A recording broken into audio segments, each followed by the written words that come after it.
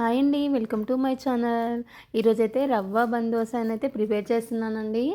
రవ్వ బందోస కావాల్సినవి పదార్థాలు ఏంటంటే, ఒక ఉప్మా రవ్వ అండి, ఒక గ్లాస్ తీసుకుంటున్నాను నేను ఇక్కడ.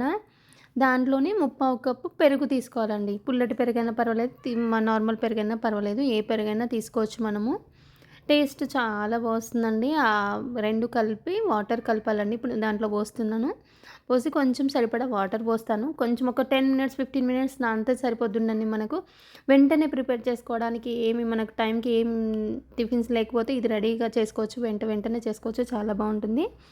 అదేం చేస్తామంటే ఇప్పుడు అది కలిపి పెట్టుకున్నాను కదా! అదే మిక్సీ జార్‌లో వేసుకుంటున్నాను నేను. కొంచెం ఎలా అంటే మనం దోస పిండి ఎలా ఉంటుందో అలా మెత్తగా పేస్ట్ చేసుకోవాలి ఇది కూడా. చేసుకొని దీంట్లోకి మళ్ళీ పోపు పెట్టుకోవాలండి మనము. ఎలా అంటే ఆనియన్స్ ఇప్పుడు ఇలా ఇప్పుడు ఏం చేస్తున్నానంటే కొంచెం ఆయిల్ వేసానండి మూకుడు పెట్టుకొని. దాంట్లో జీలకర్ర, మనకు కావాల్సినవి ఇప్పుడు కొత్తిమీర, కరివేపాకు, ఉల్లిపాయలు ఇవన్నీ వేసి మంచిగా మంచి గోల్డెన్ బ్రౌన్ కలర్ వచ్చే వరకు మంచిగా ఫ్రై చేసుకోవాలి. గోల్డెన్ బ్రౌన్ కలర్ వచ్చేసింది కదండీ మనకి. ఇప్పుడు కొత్తిమీర వేస్తున్నాను దాంట్లో. ఇవన్నీ కూడా మనం ఊతప్ప చేస్తాం కదండీ! సేమ్ అలానే ప్రిపరేషన్ అనేది అలానే ఉంటుంది. కాకపోతే మనం ఇక్కడ రవ్వ తీసుకున్నాం అంతే.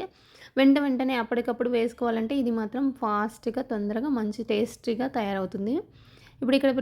ఇప్పుడు గోల్డెన్ బ్రౌన్‌కి వచ్చేసింది కదండీ! వచ్చేసినాక దీంట్లో కలిపేస్తున్నాను నేను. దీంట్లో కొంచెం ఉప్పు, వంట సోడా వేసుకోవాలి. పచ్చిమిర్చి పేస్ట్ వేసుకోవాలండి. ఇక్కడ నా దాంట్లో స్కిప్ అయిపోయింది. పచ్చిమిర్చి పేస్ట్ కూడా వేశాను నేను అందులో. వేశాక మంచిగా కలుపుకోవాలండి. వెంటనే మనం బందోస అనేది రెడీ చేసుకోవచ్చు.